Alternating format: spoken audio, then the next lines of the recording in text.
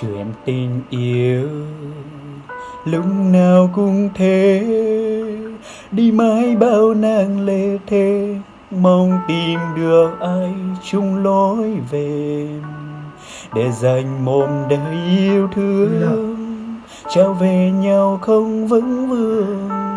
Chỉ mong rằng ta mãi bên cạnh, dù đời còn bao gió sương. Chuyện tình yêu bây giờ vẫn thế, anh vẫn luôn yêu em thôi, dẫu em giờ đây đã khác rồi. Tình yêu mà anh vùng viễn bao nan, kết thúc khi em nói câu em thấy chúng ta không hận mình chia tay nhé. Mình gặp nhau đúng hay sai mà đã chia hai, coi nhau như chẳng tồn tại, gần nhau là do mình thôi, luôn sống thứ tha vì nhau. Tìm đưa nhau dễ dàng đâu, có phải bên nhau một ngày hay 4 năm hôm. Nay em nói câu không hận là do duyên số hay sao? Vậy em có chắc bao nàng mọi thứ yêu thương em trao riêng mỗi anh không? Mình cần nhau sai thời gian và sai người phải không em?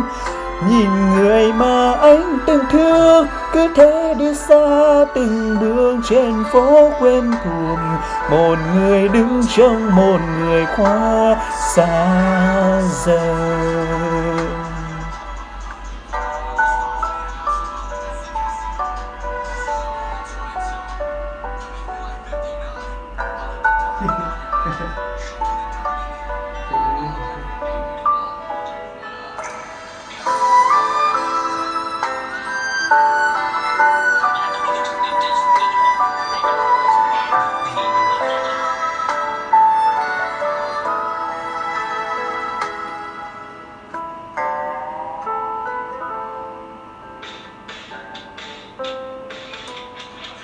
Và chuyện tình yêu bây giờ vẫn thế, anh vẫn luôn yêu em thôi, dẫu em giờ đây đã khác rồi. Tình yêu mà anh vùng vén bao lâu, kết thúc khi em nói câu em thấy chúng ta không hận mình chia tay nhé. Mình gặp nhau đúng hay sai mà đã chia hai, coi nhau như chẳng tồn tại, hận nhau là do mình thôi, luôn sống thứ tha vì nhau. Tình đường nhau dễ dàng đâu, có phải bên nhau một ngày hay 4 năm hôm. Nay em nói câu không hờn là do duyên số hay sao? Vậy em có chắc bao nàng mọi thứ yêu thương em trao riêng mỗi anh không? Mình gặp nhau sai thời gian và sai người phải không em?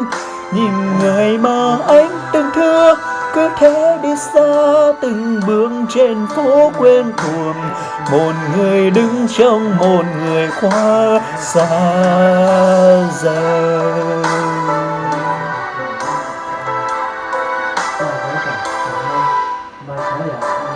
Mình gặp nhau đúng hay sai mà đã chia hai, coi nhau như chẳng tồn tại, hận nhau là do mình thôi, luôn sống thứ tha vì nhau.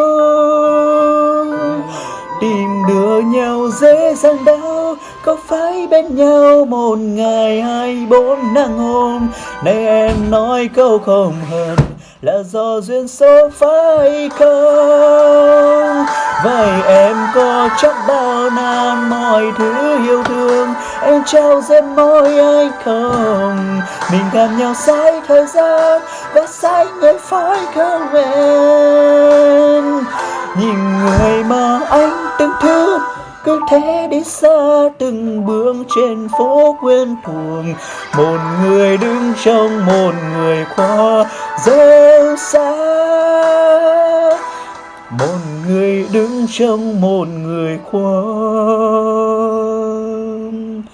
xa dần.